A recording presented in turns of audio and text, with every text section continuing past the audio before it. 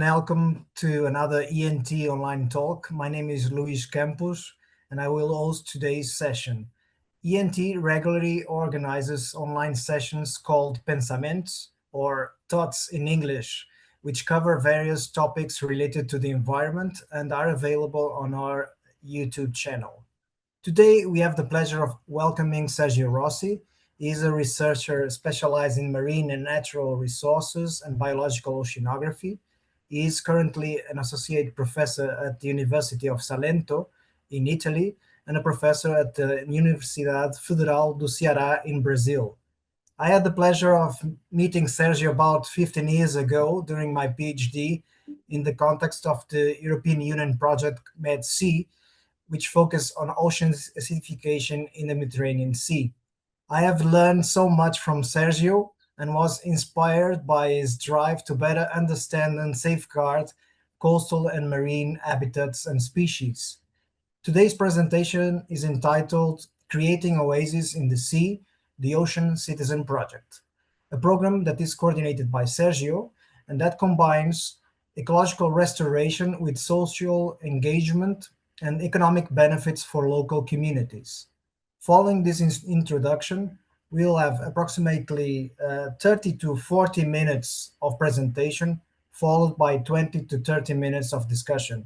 Sergio, thank you very much for accepting our invitation. It is a real pleasure of having you with us. The floor is yours. Thank you. Thank you very much, Luis. Thank you, and really thank you for this opportunity to explain a little bit of the project. I will just share my screen. I think that you all will see it now, and I will just start. So good afternoon, everybody. Thank you for being here. I will try to explain why we are doing this, where we are trying to make this oasis in the sea, what we are making this kind of restoration project, and also why we should take into account that the regeneration, so the restoration of the different habitats functionality, which is at the end you are making a regenerating process, is so important nowadays. You all know that for climate change, in some way, nothing happens, in the sense that we are in a point in which it seems that we are just in some way anesthetized about climate change, about things that are happening now, even if it's the more than probably the most challenging, the most challenging issue that we have had during the last millennia, I would say, even for our civilization in many ways. And climate change is just per se, for many people, seems nothing. But when you start to have some problems with economy, the climate change seems to arise some attention by the people. Understanding climate change and why we should, in some way, why we are the responsibles of that is quite more simple than it seems. Look at this graph. This graph is very simple to understand. It's the energy, it's the power used for humans from let's say that primitive man and woman, okay, just a couple of million years ago, 100 watts per day, so like a bulb, okay, that you have in your office or in your house, up to now, in which you have more than 12,000 of power used.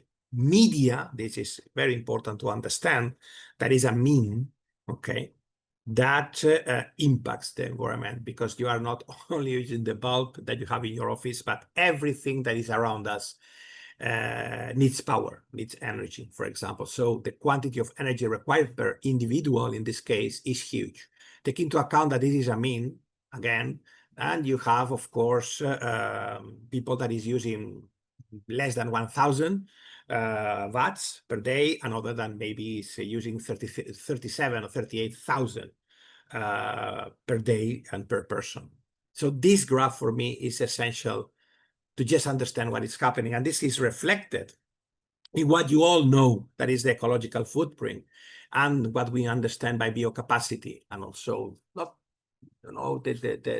quantity of energy and matter that we are using now is so huge that in some way is deeply transforming the environment, is deeply transforming the ecosystems, is deeply transforming the biodiversity, and especially the functionality of the ecosystems. I will introduce one slide to just tell all of you that not everything has been really negative during this last, let us say, 200 years in which we are involved in a real, progress of things that have in some way to be tuned in another way. We have many things. This is the world, our world in data. Okay, this is if we were 100 people, and these are different indicators. There are a lot of indicators that just tell us that things are, improved during the last 200 years in many ways.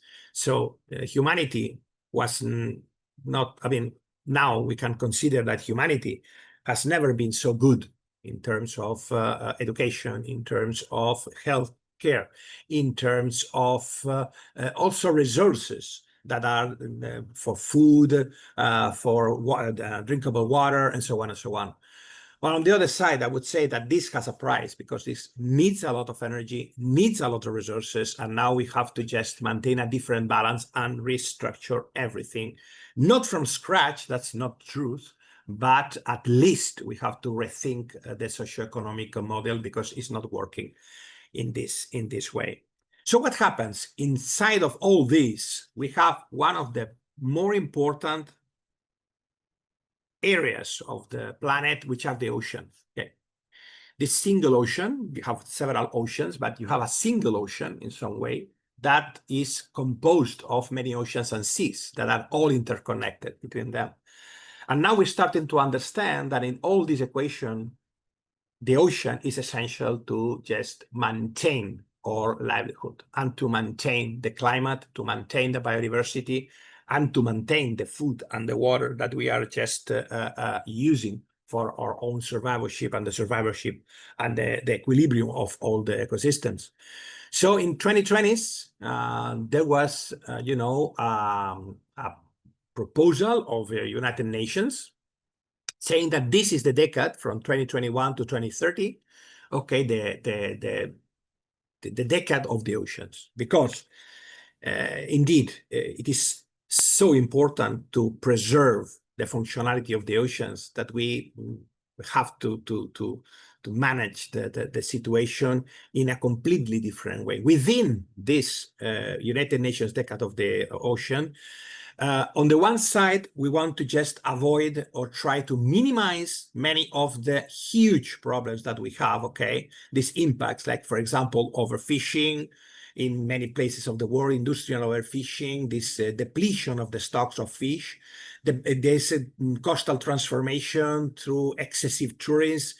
Everywhere there is people, there is new constructions, there is a huge change of the relationship between humans and nature.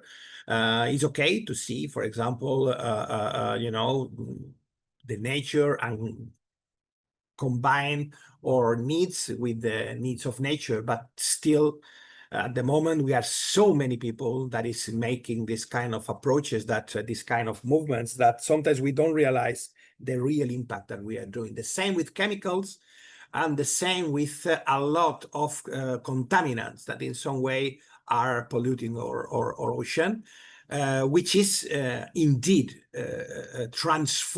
deeply transforming the different areas of the world. And also the diseases that are impacting this decade of the oceans, both alien species and diseases are very important.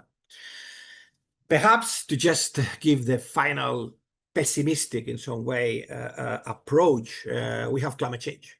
And climate change is one of the most important tipping points that you have to take it to consider, to better understand where we are now. And climate change at the moment, it doesn't seem to follow the potential corrections that we want to do. So in some way, the climate models that we have been using have been quite conservative, as many of you will know or probably know. And climate change is going really, really, really, really fast at the moment. And this climate change, indeed different from the other impacts, is much more diffuse in the sense that it's much more difficult to control. It's considered an indirect impact in the sense that there is no single country or single area that you can control. For pollution, you can do it. For the fish stocks, you can do it. In some way, even if it's not completely true, for alien species, you can also make a regulation and a control. It's not true in the case of the ocean, but it's okay. We will believe it.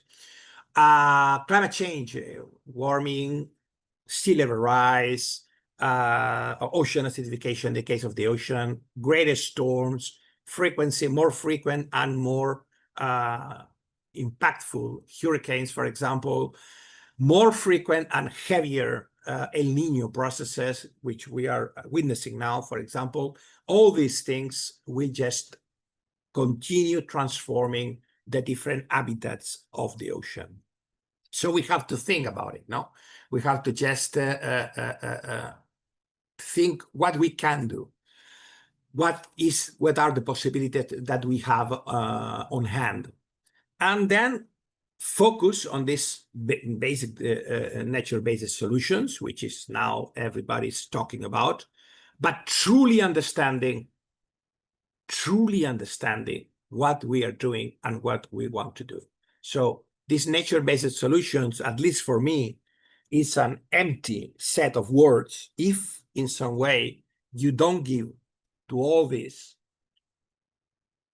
a real meaning, okay? And you don't base on the ecosystems, okay, and the functioning of the different habitats, a possibility to recover, a possibility to just or maintain or just make a renewal of their functionality, okay?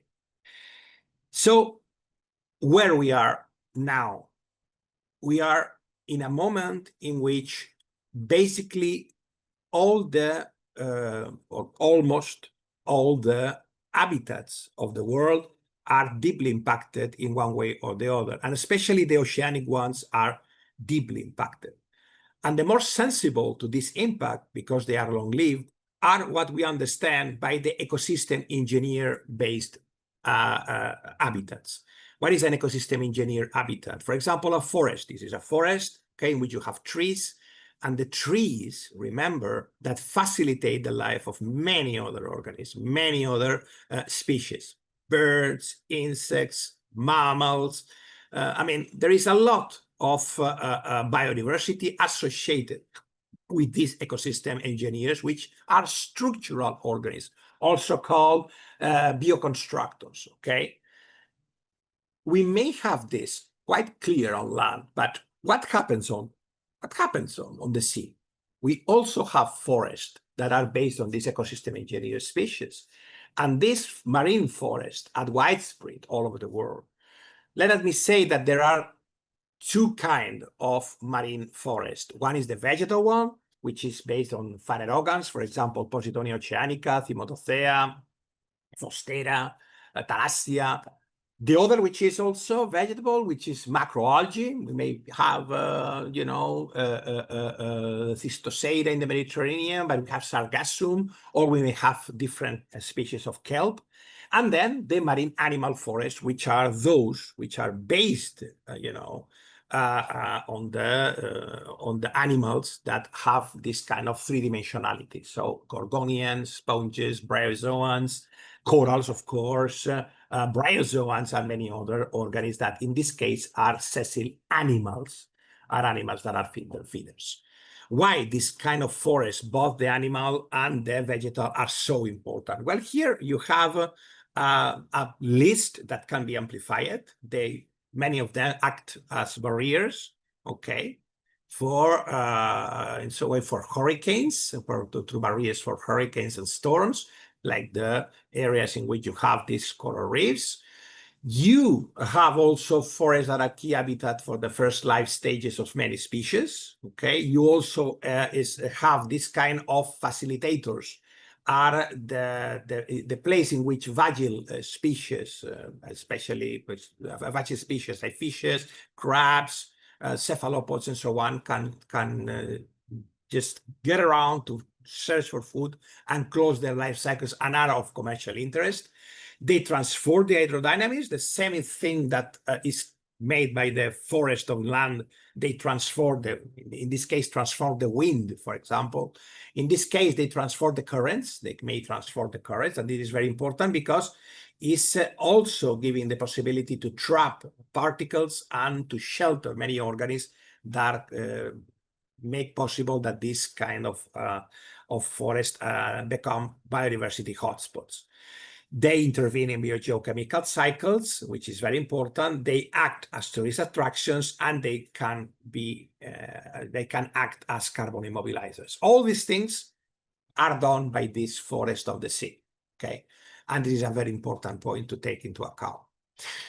So let me say that during many, many centuries, even millennia in some cases, we have applied silviculture in some way. And this silviculture has been done to manage forest, okay, in one way or another. Most of the silviculture is dedicated to a single species, but during the last, let us say, 40 years, we also learned how to make silviculture on land, of course, with different species. And in fact, there are many programs in the Amazonian forest and also in Indonesia, for example, to just restore the biodiversity using different species and combining these different tree species to make, again, this habitat suitable for different animals and organisms.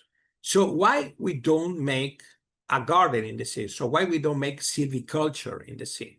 So one thing that could be a good idea is with a proper approach, okay, make in some way in a participatory process, make again to try to have at hand all this silviculture learned, applied, that has been applied, especially during the last 30 years, applied to restore the functionality of the very damaged, very degraded habitats that conform this marine and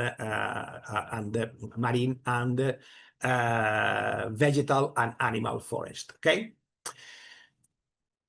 So how can we do it? What is the possibilities that we do have? We have many possibilities, and think that, let me see if I have here the pointer. Okay, yeah. We have many possibilities, and now Europe is quite interested in some way to accelerate the possibility to combine it with the conservation. It is very important because sometimes they say, if you make conservation, you cannot make restoration, and vice versa. No, it's not true. You have to make conservation, but at the same time, you have to combine this conservation and accelerate process. How you can accelerate the process of restoration, of the regeneration of the functionality of the different habitats? In Ocean Citizen, what we are doing basically is shared foundational knowledge. So gather a lot of different partners, they will see in the next slide, that are specialists in physical oceanography, in geological oceanography, people that is specialists in sociology, others in economy, others in education, others in biodiversity, blah, blah, blah. And all these people making a common protocol and replicate this protocol in 5 different areas. Why we are making in 5 different areas? Because we are trying to just set up a complementary work that we are doing and prove that if we make the similar protocol, we can compare similar variables, like, for example, the biodiversity, the connectivity, the carbon immobilization, and the fishery. So look before and after restoration, what we find in quantitative terms, and if this is working. This is also very important. And then in all this process, we want to forge a new connection between people and the sea. So it's a participatory process from the beginning, trying to make as much as we can a connection with the local people, but also with the people that want to learn about this kind of approach. Ocean Citizen is composed of 22 partners, which are NGOs like Oceana and Oceana Sulmon, many academic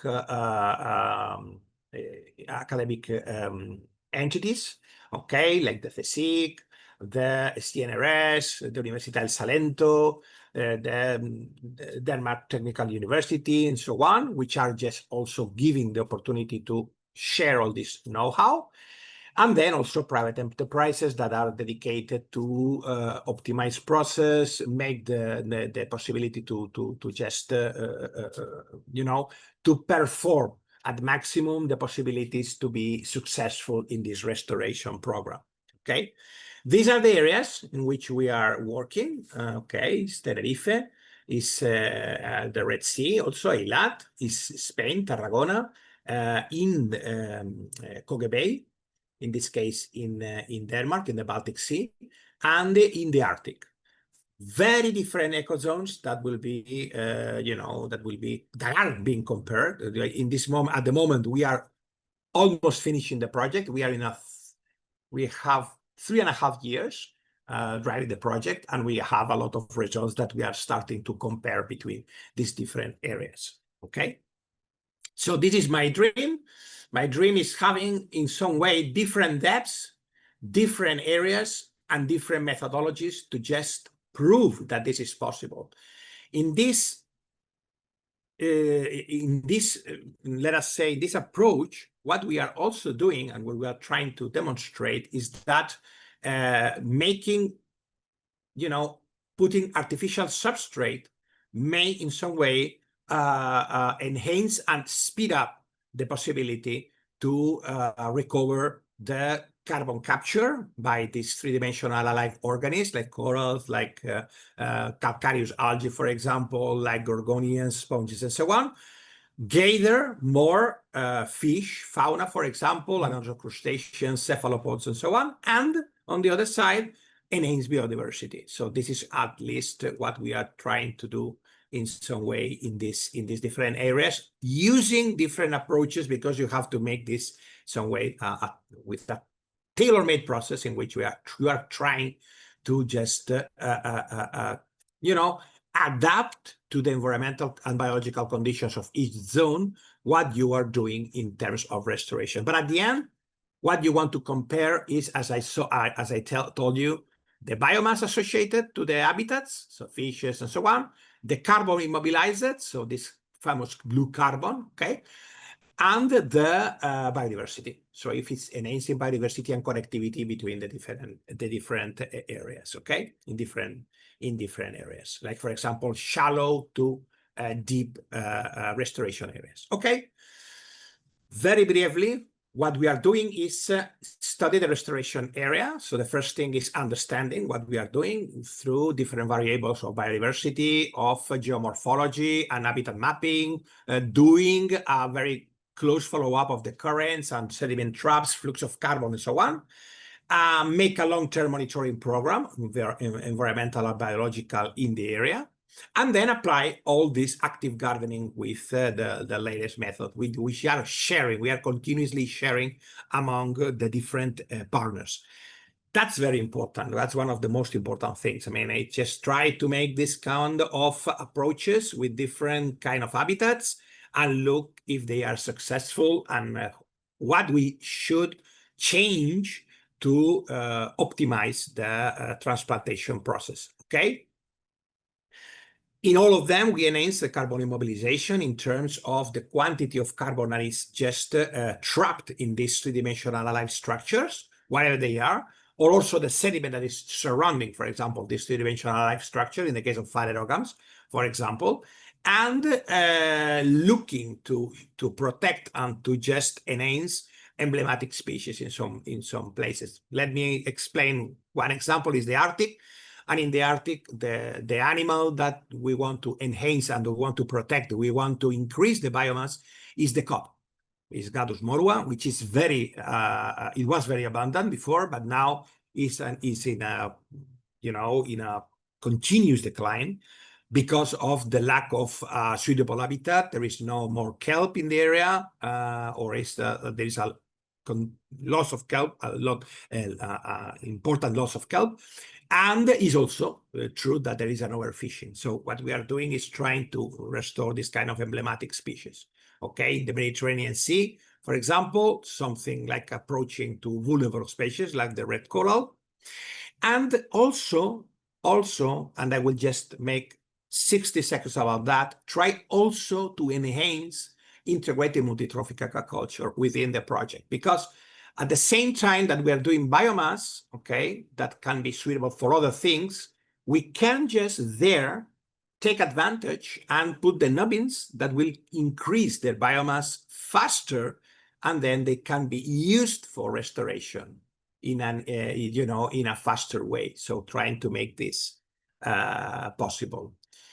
And all this will for sure enhance the artisanal fishery. So promoting this kind of application of the tools that we have will enhance the restoration also of the stocks locally. Okay, that's the main idea. But this idea has to be also combined with another thing, which is on-land facilities. These on-land facilities have to, in some way, be prepared for the awareness and the educational program. So what we are doing also is a part of making a biolab in which we are making nursery grounds and make all this possible. So all these methods and making a progress for the future upscale.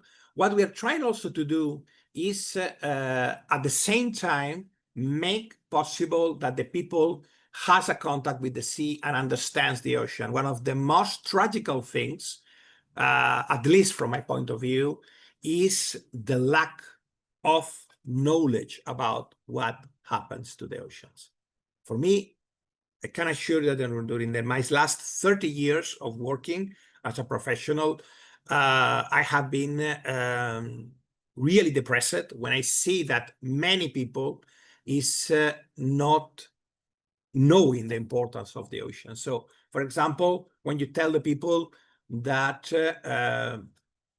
ocean currents are just the main drivers of the climate, they look at you and they don't understand. I mean, they say, well, yeah, I don't understand, but the ocean currents are so important. I say, yeah, without the ocean currents, for example, you wouldn't have the mild weather that we have in the Northern Europe, to give an example, but also the currents are essential to understand what happens with many other habitats, like, for example, the monsoons, or, for example, the rainy stations in the tropical areas, and so on and so on. The oxygen, the same thing. I mean, the oxygen, people say, oh, okay, the oxygen is coming from the longest of the earth, which is the Amazonian forest. The Amazonian forest is fantastic, but the Amazonian forest and other tropical forests, which are the most productive in terms of oxygen, if you want, in some way, there are also boreal forests and warm temperate forests and blah, blah. But the tropical forests indeed are huge producers of oxygen. This is true. But at the end, they produce no more than 30–35% of the world oxygen that we are consuming. You know that microalgae and also the macroalgae, micro and microalgae, okay, and also the phanerogams on the ocean, they are providing for more than 60–70% of the oxygen that we are breathing. So for me, it's essential, this part of awareness, contacting the people and making them understand that we are not apart from the ocean, but we are really deeply linked with the ocean. So at the end, you know, this is the last slide. At the end, what we are trying to do is consolidate a protocol that is or will be available for everybody. In brief, during the next year, you will have the opportunity to see all these protocols in an open access, free of charge journal, okay, which is VMLE. You will have all these protocols available. Protocols of restoration, protocols of awareness, so for example, for education, protocols dedicated to the trophic ecology of the organism, protocols dedicated to the population dynamics, protocols for the habitat mapping, and so on and so on and so on. Because the idea is to have everything available for everyone, and have something like toolbox book that you can follow to just apply in different areas of the world. Of course, adapting everything, because this is the most important thing, adapting to the reality of the environment, but also the socio-economical part that has to be considered in this way. So I finish here, and muito obrigado. This is for Luis. Thank you. And if you have questions or things, please let me know. Thank you very much, Sergio. Muito obrigado. Muitas gracias. Very interesting presentation, as always. So now, as you said, we open the room for discussion. So who wants to go ahead with the first question? I have some questions here, but let's see who wants to go first instead of me, of course. I would have some questions. Karen, go ahead. Thank you, Karen. Okay, first of all, thank you very much for this very interesting talk and project. I'm happy that something as innovative is going on. My first question is about things like bottom trawling that is still very common in fisheries, and also the anchoring that anytime you go to the Mediterranean, like you showed this amazing seagrass habitats, but they're actually constantly being destroyed. And how is this project also connected to that? Are you giving recommendations or? In fact, that's a very good question, because one of the areas in which we are working is Tarragona. Tarragona is the area in which we are working. Punta Grossa in Tarragona is a heavily bottom trawled area. And what we are doing is actively taking the bycatch and using this bycatch for restoration. This is one of the targets that we have, and is working very well. The other is that at the end, what I would say is that these different depths that we were talking about is also intended to minimize the bottom trawling. If at the end you are putting something like stones of 1-2 tons, the bottom trawling areas will be diminished. So what we want to do is, in bottom trawled areas, just stop the bottom trawling, among other things, making new areas of regeneration, restoration. And also in Posidonia and other phanerogams, trying to make, at least what we are doing is trying to demonstrate that they can be recovered in some way by replanting in areas that has been heavily impacted by anchoring, because the anchoring practice is, I mean, I still remember when I was young, when I was 15 or 17 years old, and I went to Cap de Creus and all these things, and you see the people that when they were trying to just recover the anchor, they always have this kind of, some of this part of the rhizome of Posidonia there. And this has been more and more frequent, more boats. And this is a part of the stopping the impact and trying to make solutions for that, is try to recover in this case, the Posidonia oceanica seagrass meadows, making a replantation plan. This is the idea. Thank you, Karen and Sergio. Who wants to go next? Karen as well? Okay. Yeah, I have another question. Good.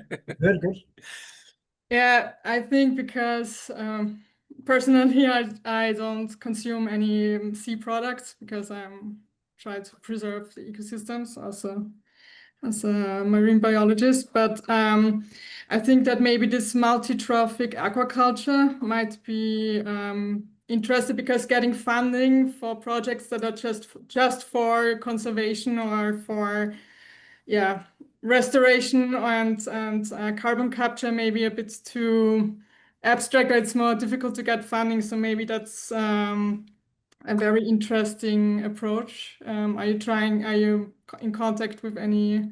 We are making directly. I mean, I participate to a project that is called Life Remedia. You can just look at in the web. Life Remedia is making possible this growth of different biomass of bivalves, biomass of ascidians, biomass of polychaetes, biomass of sponges, and all this biomass may be used for different purposes.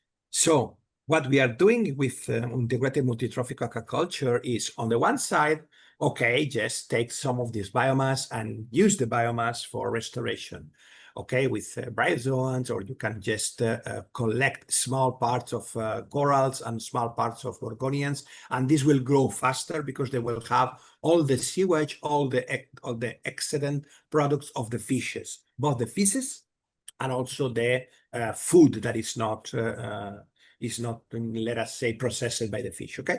And this is indeed, we have been publishing quite a lot of work about integrated multitrophic aquaculture. You can find it in the web, in different papers.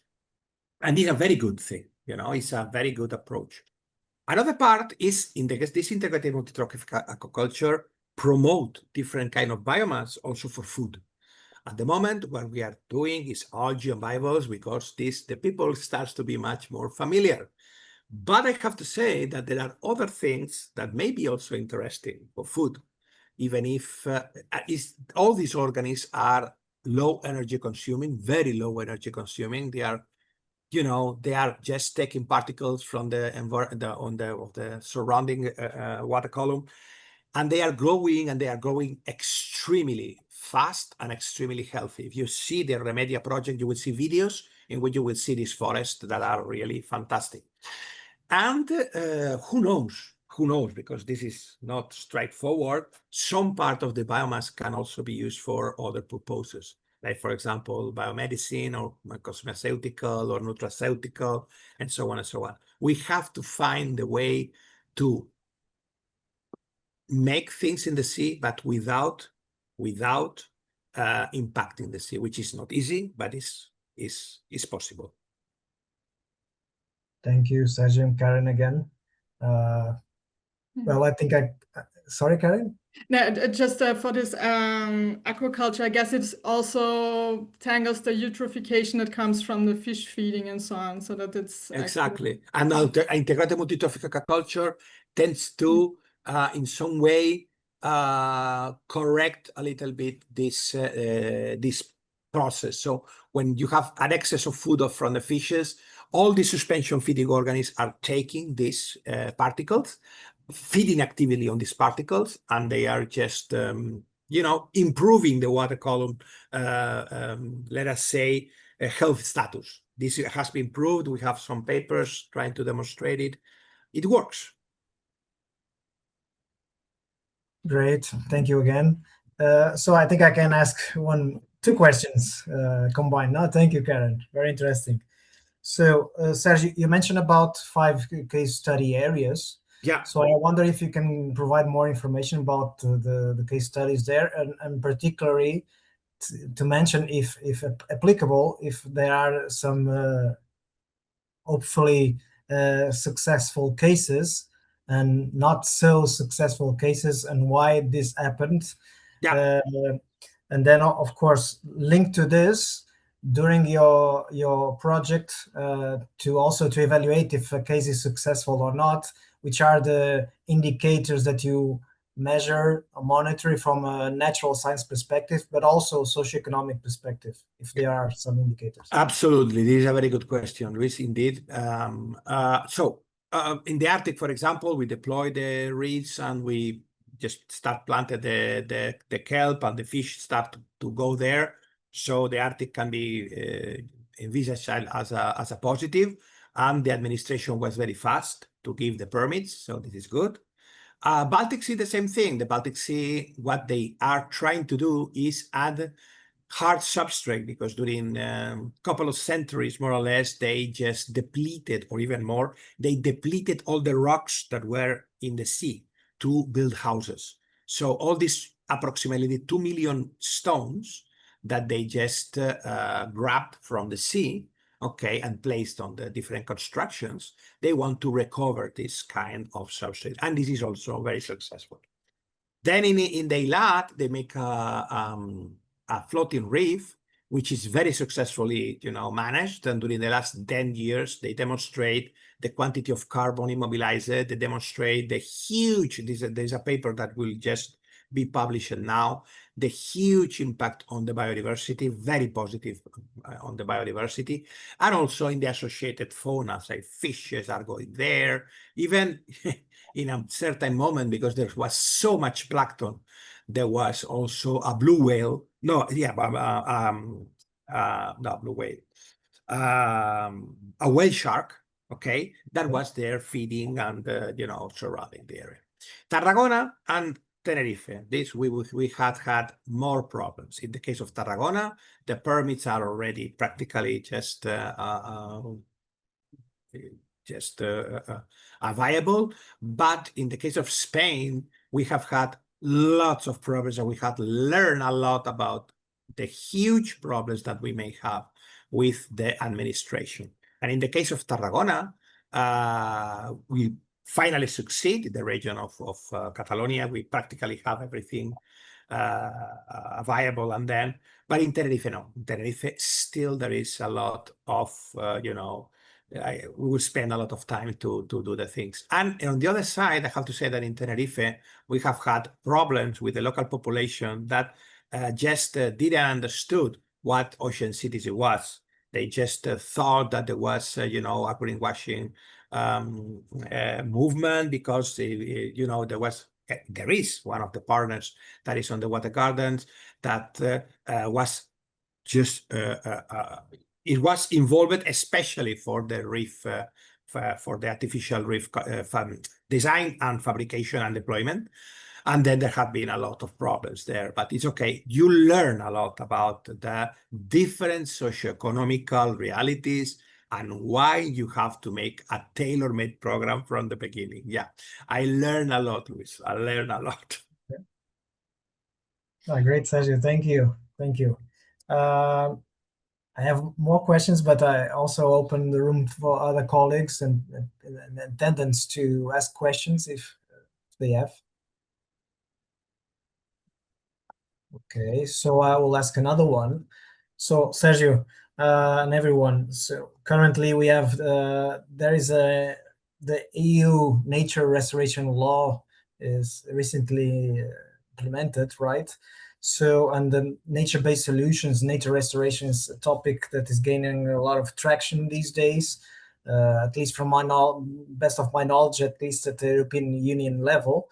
But Sergio, considering your international experience besides European Union, and taking into consideration the Ocean Citizen Project, and this context about the nature restoration law, do you think that this kind of initiatives are also increasing or in the European Union, but also at a worldwide level? Do you have some interesting cases also to share with us?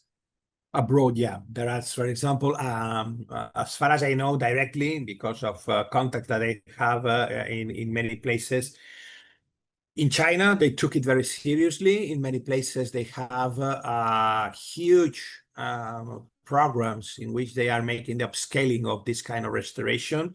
In Saudi Arabia, they are also trying to do the same thing, trying to make this kind of approach more or less successfully, that I have to say.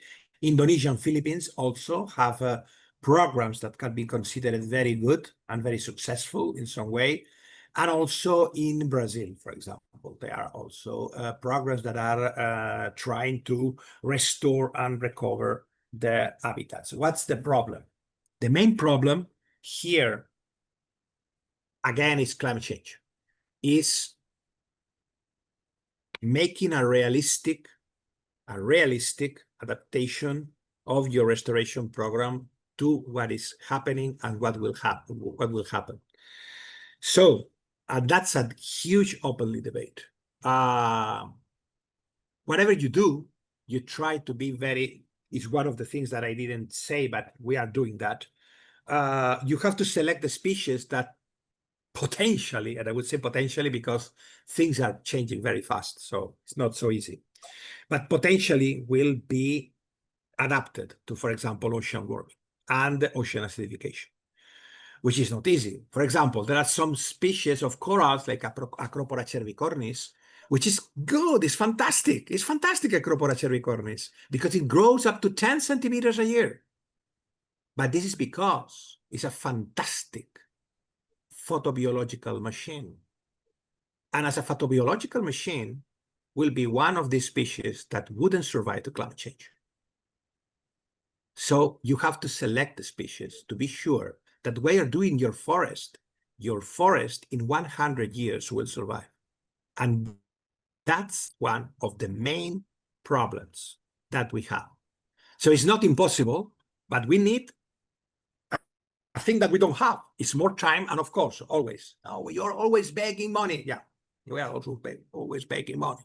But in some way, you have to take more seriously, because, for example, in the Mediterranean Sea, there are several species of gorgonians that will be extinct during the next 30, 40 years, because they wouldn't resist the warming. The Mediterranean Sea 30 years ago, the maximum temperature was 23 in the first 5 meters depth, Now we have 29 up to 30 degrees centigrade. If you say 30 years ago when I started to make my PhD, more or less, that the Mediterranean Sea will reach 30 degrees centigrade in the 5 meters, I would say that you are crazy and leave me alone.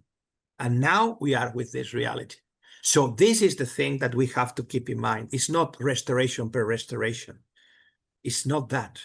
It's completely different. It's restoration really based not only on science, but also on the things that are related with this rapidly changing world. Thank you, Sergio. And interesting that you answered another question that I had that was definitely about this, because restoring species that take a lot of time to grow, and also within the context of a changing climate, is quite challenging. Very challenging. So you answered you answered in advance. So thank you very much. Now we have one more question from Ignacy, and then another one from Karen. Please go ahead, Ignacy. Okay. First of all, thank you, Sergio, for the excellent presentation. Very interesting. I have two questions. The first one relating to the afterlife of your project and the possible future transferability.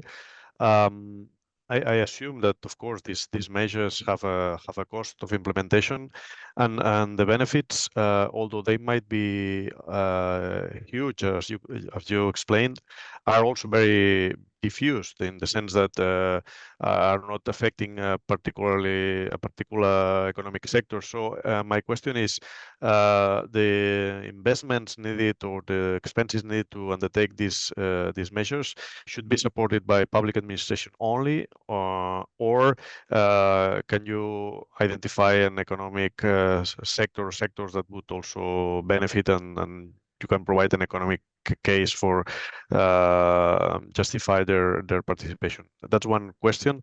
The other one would be more related to our activity. I can imagine that many of the impacts that you can see in the ocean are actually due to actions that occur inland, and we dedicate quite a lot of our time and projects in relation to waste management. So based on your experience, which are the elements that should be prioritized in relation to waste management, particularly maybe littering, maybe leachate from landfills, maybe others that you realize that you actually have seen that have an impact on the ocean? Yeah. Thanks. The first question is the question. No, Europe said clearly some years ago that they don't want to be the only ones to support conservation and restoration. So the public administration is not enough. So what we should do? Okay, in Ocean Citizen, we are just proposing some theoretical models, okay, that may fit with this kind of continuous monitoring, because you have to make, when you will make an upscaling, one of the problems that you make, you will make whatever you want. Okay, we just will restore 100 hectares, which is 1 kilometer square, which is huge.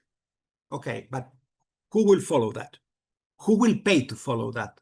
Who will pay to just maintain all this through the time? Because when you are restoring, you are not restoring for your generation. I wouldn't see that.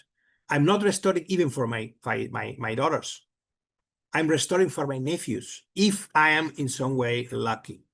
Okay, so you have to think about 100 years. Okay, that's good. Then who will do that? The models were that we are just trying to explore the most interesting thing, perhaps, and there are many that, like, for example, linking with tourists, linking with the revenues that comes from fisheries. I don't know, there are many, but one of them is making something like biodiversity credits. Okay, we published a couple of papers now, 2025 and 2026. Now, one of them is recently published in Biological Conservation about marine animal forest and what we say carbon biodiversity credits. Okay, and this is of course controversial, but in some way what you are doing is not compensate, because what you have to do is decarbonize. That's one way. The other way is to restore and to give the money of the private enterprise to do that. In some way, this maybe can be in some way used as a source of income that maybe, is useful for future management of the areas in the long term. We have to see. Everything is theoretical, Ignacy. Everything is theoretical, but there is a lot of people that is now trying to work and try to understand how to do that. The only problem for me is that you have to be very careful, because at the end, carbon credits, we all know what happened during the last 25 years, and it's not very good. There are things that have been good and that have been properly done, but there are others that not at all. So we have to be careful, because we are humans. The second question, yes, absolutely. For example, excess of sedimentation. For example, excess of pollutants. Not only heavy metals, but microplastics, for example, is really a mess with the microplastics. It's really, impacting, for example, corals, gorgonians, and other organisms. I have been publishing some papers about that, and it's not good at all. And also, things that are related with aquaculture, for example, these monocultures, which are not good at all, not only for the eutrophication, but also for the use of antibiotics, use of herbicides, and all these things. So these things are really impacting this kind of habitats in many parts. But as I would see, probably it's naive what I would say, that some of these things can be in some way well regulated if you do the things properly. But others, like, this kind of climate change, ocean acidification, sea level rise, these are much more difficult to control in some way, because some of them, some people is doing things, other is not taking at all care about the problem. Thank you very much, Ignacy and Sergio. Now we'll have the final question from Karen. Please go ahead, Karen. Thank you. Okay. It's a much more micro scale, my question, actually. It's about kelp forest restoration. That is, it's very complex trophic chain. And for example, how do you avoid that the urchins are like without the top predators? Like, how do you avoid the urchins are eating? Well, that's very complicated. Kelp forests are impacted, as you know, by many direct things, like, for example, excess of sediment, contaminants, bottom trawling also in some places, but also climate change is affecting the kelp forest. So the excess, for example, of sea urchins that at the end just devastate the kelp forest if they are in excess. The natural components are those which are just eating sea urchins, like, for example, sea otters. In the case of California, Canada, the south of Alaska, and so on and so on. But and in other places, like for the Aleutian Islands. But I have to say that possibly what you should do is make specific programs of reintroduction of these species. This may be good, and conservation, but also trying to, to use the sea urchin for something more in an equilibrium of the area, so not make an overexploitation of the sea urchin, like you don't have to make this overexploitation of abalone and other organisms, but try to make an equilibrium. At the end, Karin, you know what the problem is? That we have substituted all the top predators, all of them. Monk seals disappeared. They were the top predators. Dolphins, they were the top predators. In some places, several kind of seals, even the Caribbean seal that was extinct in the 1950s, or the Hawaiian seal that is now in the brink of extinction. We have substituted all the sharks and so on. We have substituted all these organisms. So if you substitute these organisms, you have two ways to do that. Just make a rewilding of the area and then give the opportunity to have all these key organisms that are controlling the trophic chains to do, or accept that you are the organism that will control the situation, which is absolutely not easy at all from my point of view. So it's difficult. It's not easy. Thank you, Karin. Thank you, Sergio. I have the feeling that we could continue this discussion for a long time, but unfortunately we need to wrap up things. Once again, Sergio, it was a real pleasure to see you again. Thank you for your presentation and work, and to share with us the results of the project. I hope that the after project continues with success, and we are all betting on that as well. Yeah, hopefully, yes. We also like to thank all the attendants to be here today. ENT Talks, as I mentioned at the beginning, are available in the YouTube channel. And so it's another way of following up. And also we will make our efforts to disseminate this talk also through our channels. Sergio, thank you very much. Un abraço muito grande. Take care on behalf of ENT, and thank you very much. Thank you, everybody. And thank you for the opportunity. Ciao.